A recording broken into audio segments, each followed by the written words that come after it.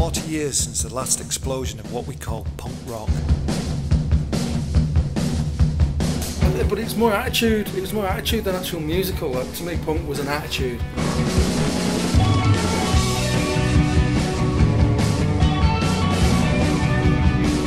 So, my origins of punk will have been the TV personalities. Don't the kids just love it? You know that album? I don't know it well. Yeah. Well, the thing about it to me is they're all about 17, 18, 1980. So you've the sort of 76 thing's gone. Yeah. But you can hear in that album honesty. You can't play, which is the brilliant bit about it, because I listen to the album quite often now, and the playing's awful. They're not even tuned up properly. You can tell it's been recorded in a crappy studio, in a cellar. Yeah. But the sentiments of each song is incredible. There's a lyric in one of the songs where he says, "Has no one even noticed what state your sister's in? He's anorexic." I've never even the word anorexic at that point. Yeah. I didn't know what it was. Yeah. So, and that album to this day has the freshness that it had when I first heard it, which was just like, I went, wow. And it also meant to me, I can do that. Now, I know for you guys it would have been like the Sex Pistols but you can go back further than that, can't you? You can go back as far as you want. Is that business about listening to a band and thinking, I can do it? Is that part of the punk ethos? That somebody on stage? I think so. Yeah, I think it is. Yeah, I think it's that, like, you know, wiping the slate clean and starting from basics and believing that you can pick up an instrument play. But it's more attitude. It was more attitude than actual musical. Like, to me, punk was an attitude. That's why I mean, if you were asking me, you can go all the way back to Hamburg in 1959 when the Beatles were coming out with toilet seats over their heads and larking around and drinking and spitting on stage and stuff like that. That to me was a punk. And we were talking earlier about Alex Harvey. Yeah. That brought a big punk ethic. So when punk actually happened, I was ready for it. I was waiting for it. Yeah. Okay, well, my punk album, my album, it's not a punk album at all. Particularly not. What you just said. Right. It's Television's Marquee Moon, right, which came out in '77. Though the band sort of originated mid-70s, and were the punk style to look at straight away. The Pistols copied Television, right, and the look, Richard Hell's look, and all that sort of stuff. But it's a punk album for me because it's brilliantly played, and I don't think most young bands could copy Television, could they? I mean, it's not an easy one, is it? No. It's brilliantly played, but it doesn't sound like any other album on the planet, and it still doesn't. And for me, it related back to the Stooges, Marky Moon, in a way. I mean, it's smoother than the Stooges, but in a way, the way he plays, the way those guitars come, it comes from that field of vision, which, you know, you could say this punk, the punk we're talking about, the zeitgeist we're talking about, that went from New York to London to Manchester, perhaps started with the Stooges in the early 70s. We don't know, do we? Yeah, it had to have had. I mean, it's just a you know, links in the chain, and you can go as far back as you want. You can go as far back as you want. But I do agree with you in a sense, because I remember, because you know, the most competent player in our band was Dave. He was crazy about that album Marquee Moon for the same reasons. I think it was probably a player's record. A player's record. People played along to it, didn't they? Right. But for me, it was a time when I used to go to Electric Circus, and that record was all the atmosphere. I used to play it in my parents' house, like a modern brick house, and it was like changed the atmosphere in the room, right, and still does. I'm going to go with Crossing the Red Sea with the Adverts. Great record.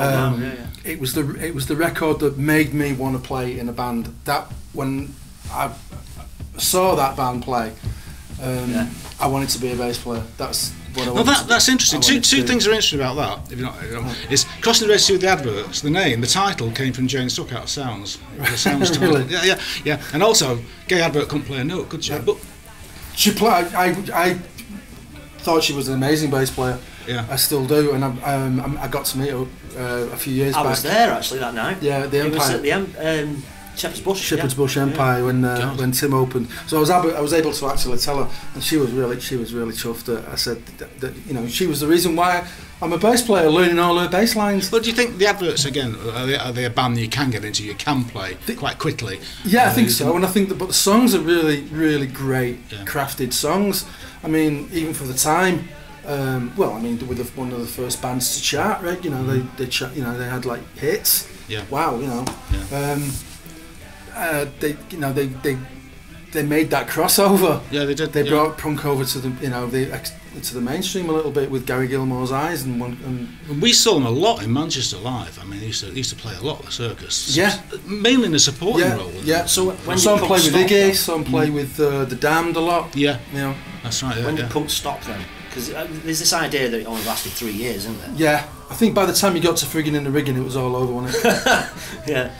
Well, yeah, I mean, I had an argument last year with Clinton Halen, who wrote the book about 40 years of punk, a lot last year, and there was a big hoo-ha all about it, and he said, punk began with McLaren, right, full stop, no one can argue with that. But he would not budge from that. Okay. I mean, that's nonsense, surely, do you think? I think it's absolute nonsense, personally, because you were just saying about the Beatles in Hamburg. Well, I mean, that Gene Vincent, I mean, they wanted to be Gene Vincent, didn't they? Yeah. You know? Yeah, and then you got the Rolling Stones, haven't you? And Yeah, you got yeah. You know, I mean, the Beatles were like, were livid because that's how they really were in Hamburg, and they got all smoothed out and ironed out, and then the Stones came along and made their thing with being the bad boys. Bad boys, yeah. And you know, so you had a tendency about that, I think, but you've got to accept that McLaren was instrumental in making that like into the movement that it was, because you can talk all you want about what was going on in New York and everything else, but London's where it was at. Do you know what I mean? When it happened there. And under the Clash and the Pistols and the Buzzcocks and all of that exploded out of England, Do you think and London and do Manchester as well. Do you think that like there's an element of like the backdrop was so austere that I mean, going to the Electric Circus itself, I know you went to Electric Circus, Yeah. you were too young to go to the Electric Circus, I know, but just getting there was dangerous, and it was like a post-apocalyptic site, wasn't it? It was just rubble. Yeah. And the local kids would chuck bricks at you, wouldn't they? I mean, it was just, Well, you had the football hooligans after you, didn't you? You had the Teds. And the Teds, where did the Teds come from? I think that came off. I don't really know, to be quite honest. I think it was just a rival youth movement. Wasn't it? I mean, there And were no Teds, and suddenly we were there getting such a bad rap as punks, you know. Yeah, we were yeah. getting like the media were like, you know, we were a threat to the very fabric of British society. It was a very polarising We were thing, being though, debated in Parliament, you know what I mean? Yeah. But you weren't allowed to when I was a kid. You weren't allowed to like any other music. You had to be in your gang, and if you said, "Oh, I'm quite fond of Heartwind," it's like your mates would take the piss out of you. You know what I mean? Like, fuck, Heartwind? What are you on about? You know, you can't listen to Heartwind now. Punk's happened. Yeah, but You does know. that mean you just listen to punk and nothing else? Well, There was a obviously, bit of that. yeah, there was a bit. Yeah, I but, didn't, you know, I didn't want to admit that I liked Led Zeppelin in 1976. this is what I'm No, saying. I remember I that. kept that quiet. And I say that to young kids now, and they can't believe it. They say, "Well, how could that possibly happen?" I say, "No, There was you a little literally bit would of end up in fights." How long though did it dawn on you? Because it dawned on me at one point. Looking at my record collection, still there. It dawned on me that Lurkers album ain't as good as Blood on the Tracks. You know what I mean? It's sort of like, you know what? I think I'll put Blood on the Tracks on again. About 3 months down the line, I think. To be honest. Well, that's the journaling, isn't it? Is that the journalism? Is it Well, no, journalism? I mean, I you don't know, you got you look at. I think you look at records as capturing time, don't you? Those records captured, they're a snapshot in time, and then other records are kind of a little bit more profound than that.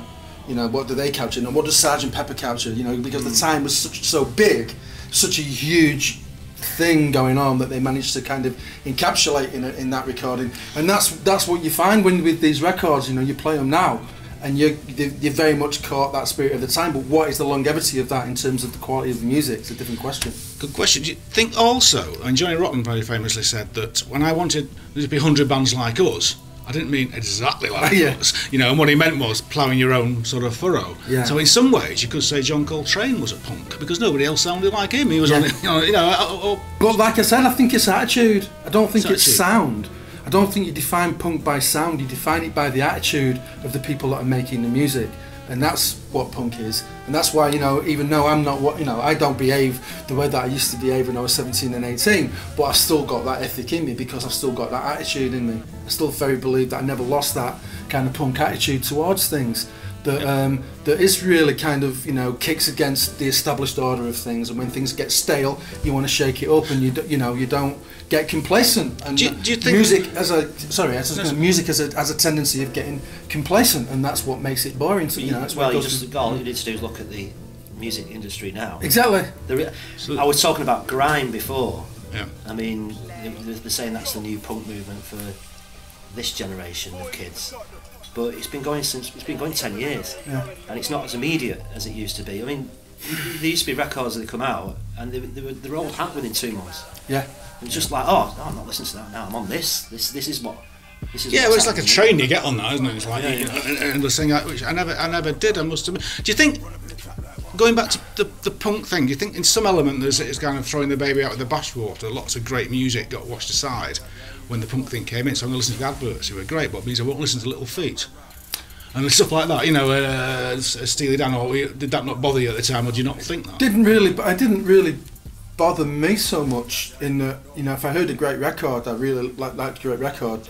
Later on, you know, I didn't really define it in those kind of terms. I didn't, you know, I stopped doing that. And I think the great legacy was that what came out in the post-punk period, especially if you were around Manchester around that time, 78, 79, when we, you know, when what was going on here was incredible. You know, with not just with Factory, but we had Object Music, for example. You know, we had bands like Grow Up and The Passage and all that stuff that was way more interesting than anything that was happening in 77 and 76. Absolutely, and in the Factory Club was a perfect stage for it, wasn't it? Well, Again, another club in a dodgy area that was difficult to get to, without getting attacked. Yeah, but I mean, you know, you had all these other, what about the, you know, elements of it? We haven't mentioned John Cooper Clarke. He was huge here in terms of so he's not a musician. It's quite interesting that. Yeah, no, it's not. So that's what you're saying. It's about the attitude. It's about the attitude. You're talking about a poet. Yeah. Who's punk. Yeah. So we're getting hooked on the music. Yeah. Well, that's Mark saying.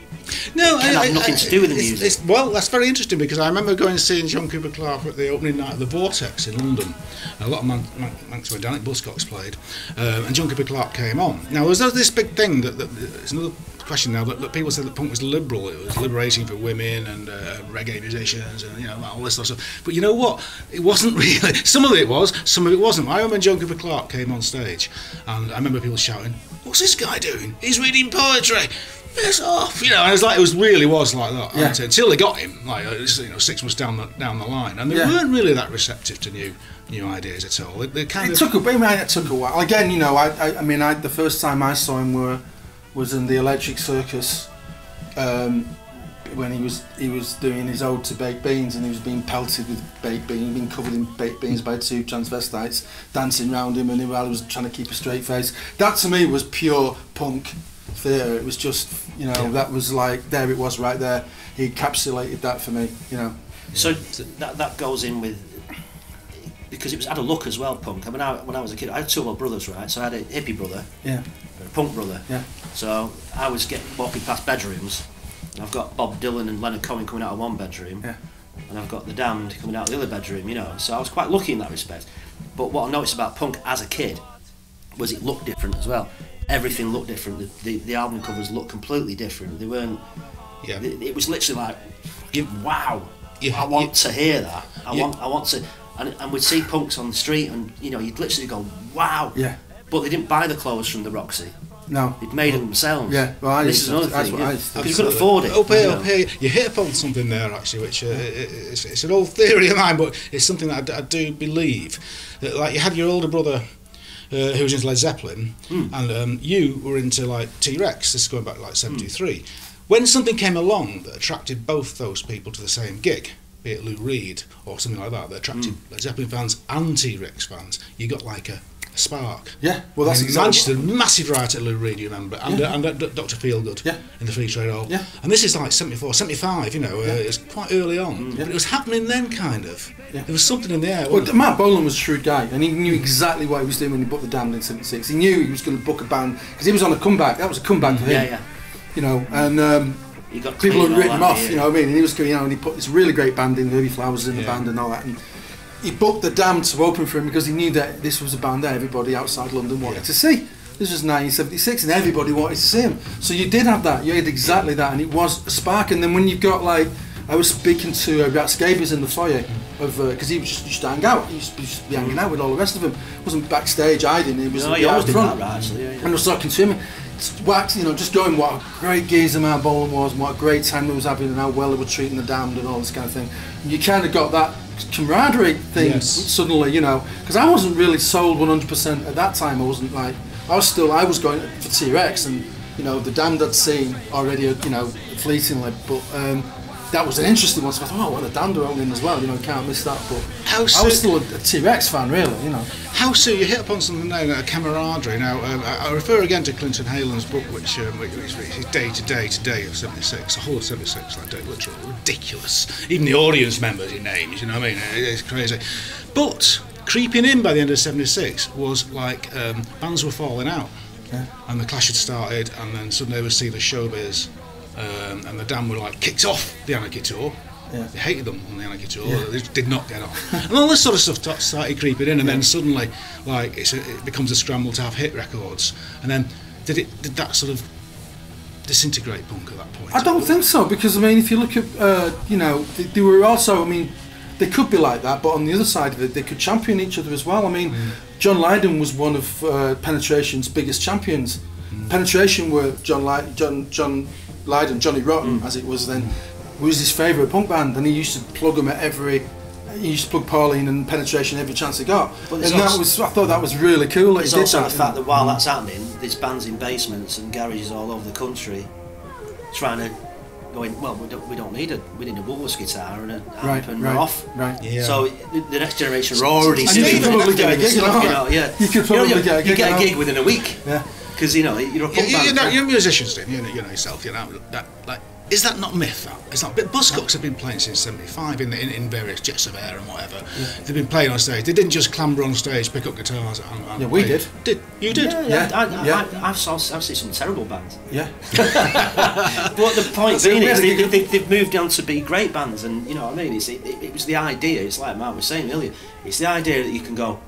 I was with the TVPs. You know, actually, well, you know that sounds ace. It's awful, but it's ace. Now there was a famous moment, because you're talking about punk and there was a famous moment when Johnny Rotten went on the radio in London. I don't remember the radio station, and they had to choose his 12 favourite. Do you remember this? No. He went on. Everybody listened in. Everybody thought it's going to be loads of reggae, loads of a bit of Ramones, and all this sort of stuff. And no, it was Van der Graaf Generator. Oh yeah, and it was Peter Hamill, and it was Yes, and all kinds of stuff like that. That's Kate Bush. Well, he's a huge Kate Bush fan.